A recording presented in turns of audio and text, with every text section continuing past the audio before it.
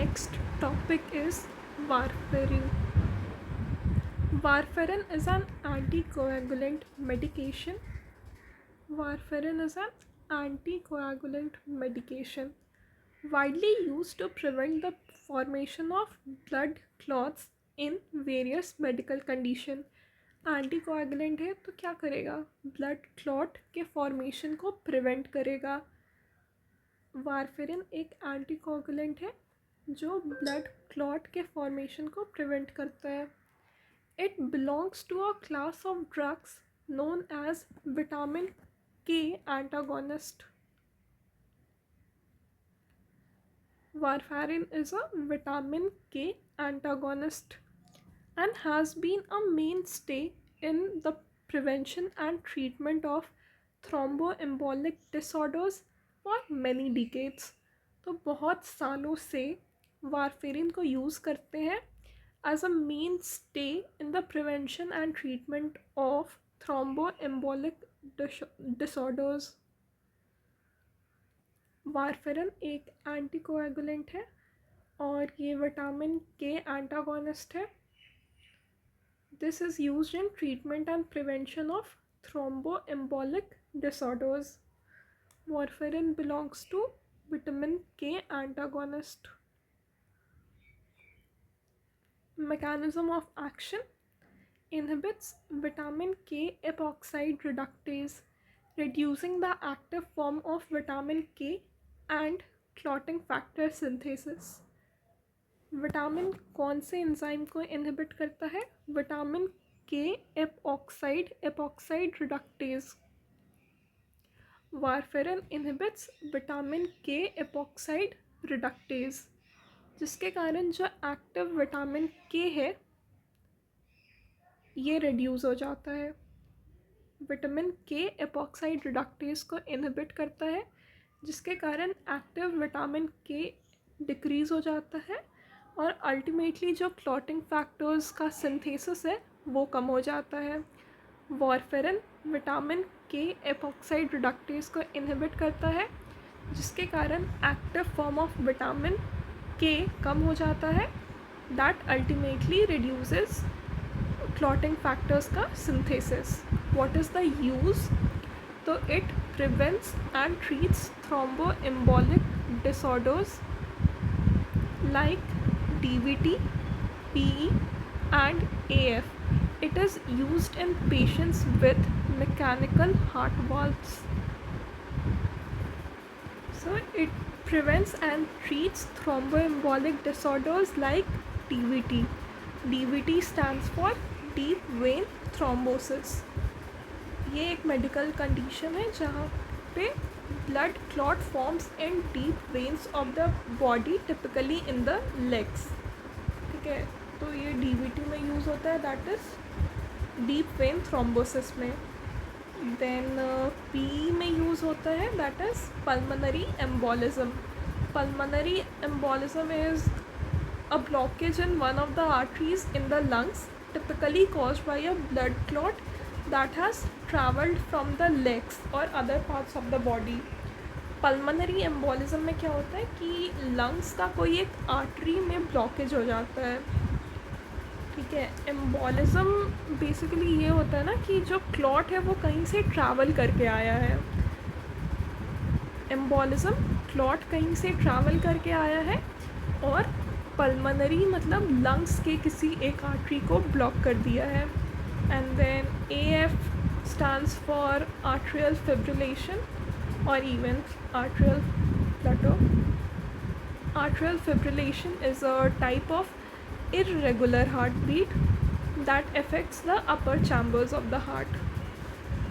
तो ये thromboembolic disorders में यूज़ होता है जैसे कि deep vein thrombosis, pulmonary embolism and atrial fibrillation. It is also used in patients with mechanical heart valve. What are the common side effects of warfarin? It includes bleeding. अब coagulation नहीं होगा तो bleeding होगा ही. Easy bruising, skin necrosis, hair loss, nausea, diarrhea, rash and fever. तो anticoagulant है तो उसका side effect क्या होगा? ब्लीडिंग होगा, ईजी ब्रूशिंग होगा, और उसके साथ साथ साइड इफ़ेक्ट होता है जैसे कि स्किन नेक्रोसिस हो सकता है, हेयर लॉस हो सकता है, nausea, diarrhoea, rash and fever. ठीक है, bleeding, easy bruising, skin necrosis, hair loss, nausea, diarrhea, rash and fever. What are the pharmacokinetics of warfarin? Warfarin is well absorbed orally. It is highly protein bound, primarily metabolized in the liver, excreted in urine as inactive metabolites. Orally इसका जो absorption होता है काफ़ी अच्छा है। ये highly protein bound है। Warfarin is highly protein bound, primarily metabolised in the liver, excreted in urine as inactive metabolites. Absorption कैसे होता है? ओरली होता है, प्रोटीन बाउंड है, हाईली प्रोटीन बाउंड होता है, metabolism in the liver, excretion in the urine as inactive metabolite. Absorption orally, then highly protein bound, metabolism primarily metabolized in liver, excreted in urine as inactive metabolite. Let's see drug interaction of warfarin. Numerous interactions with antibiotics like ciprofloxacin and rifampin. Then antifungals के साथ भी interaction होता है, herbal supplements and other anticoagulants, antiplatelet drugs and foods high in vitamin K. किसके साथ interaction होता है warfarin का?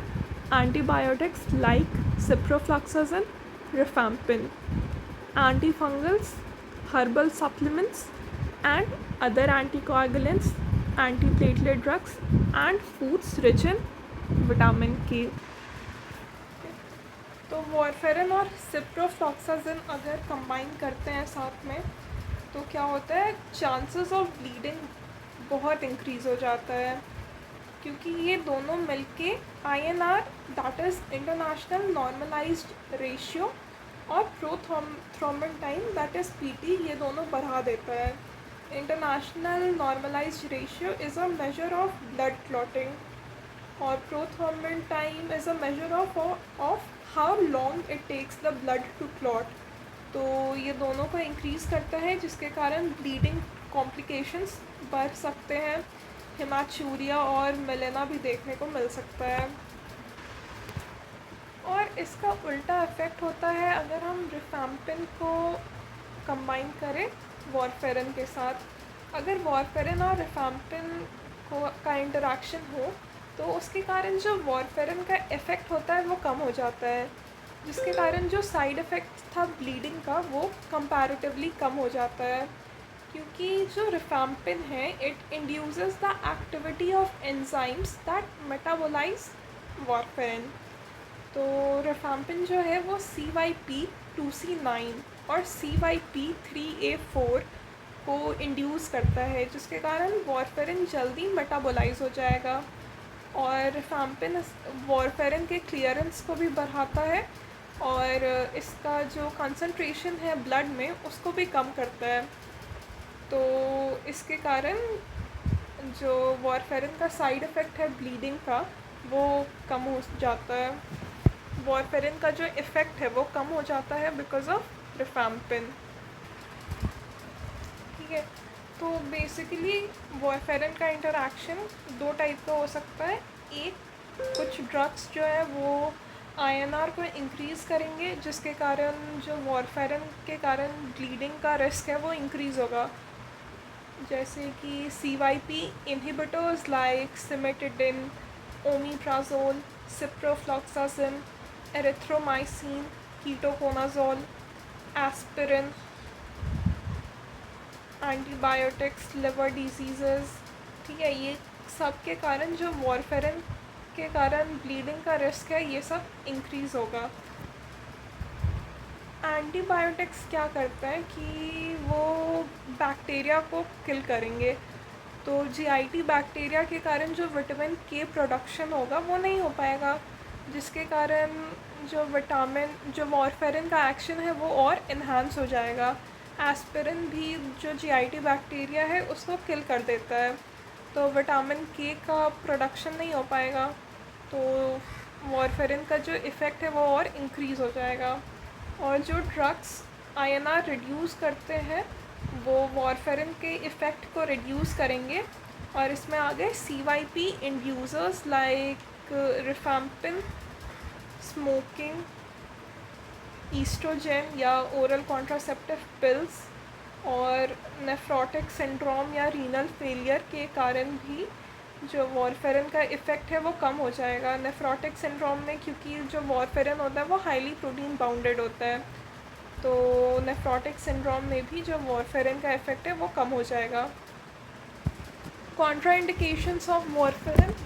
Warfarin should be used with caution and avoided in following situations, जैसे active bleeding disorders और a history of bleeding tendencies।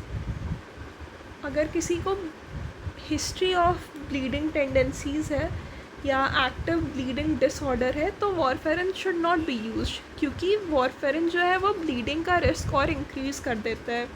तो active bleeding disorder या history of bleeding tendencies है तो वॉरफेरिन यूज़ नहीं करना चाहिए। देन सीवियर लिवर डिजीज़ में वॉरफेरिन यूज़ नहीं करना चाहिए, बिकॉज लिवर डिजीज़ में ऑलरेडी जो क्लॉटिंग फैक्टर्स है वो कम बन रहे होंगे, तो ब्लीडिंग का चांस ऐसे ही ज़्यादा होता है। ऊपर से अगर वॉरफेरिन एक एंटीकोगुलेंट दे देंगे तो ब्लीडिंग के चांसेस और इंक्रीज़ हो जाएंगे, इसलिए warfarin should not be used in liver disease, severe liver disease. Warfarin should not be used in uncontrolled high blood pressure. Warfarin should not be used in pregnancy, especially in the first trimester, क्योंकि जो warfarin होता है it has potential teratogenic effects. Warfarin has potential teratogenic effects, and that's why it should not be used in pregnancy, especially in the first trimester. Alcoholism में warfarin is strictly contraindicated. Known hypersensitivity और allergy to warfarin और its components है तो भी warfarin is contraindicated. It is essential for individuals taking warfarin to closely monitor the blood clotting levels through regular blood test, that is INR monitoring, to ensure they are within desired therapeutic range and to minimize the risk of complications. तो जो भी individuals warfarin consume कर रहे हैं, intake कर रहे हैं, they should closely monitor blood clotting levels. ठीक है, उन्हें अपना जो INR वैल्यू है उसको मॉनिटर करना चाहिए ताकि ये समझ में आए कि जो वॉरफेरिन का इफ़ेक्ट है that is with in the therapeutic range, और जो कॉम्प्लिकेशंस है उसको अवॉइड करने के लिए जो ब्लड क्लॉटिंग लेवल्स है उसको मॉनिटर करना चाहिए। Warfarin dosages often need adjustment based on these test results and any medications और डाइट। तो जब वॉरफेरिन ले रहा है तो ब्लड क्लॉट लेवल्स को मॉनिटर करना चाहिए रेगुलरली, जो INR वैल्यू है उसको मॉनिटर करते रहना चाहिए। Contraindicated in active bleeding disorders or history of bleeding tendencies, severe liver diseases, uncontrolled high blood pressure, pregnancy, especially first trimester, due to potential teratogenic effects, alcoholism, and also it's अगर कोई hypersensitivity है या allergy है warfarin से तो it should be avoided.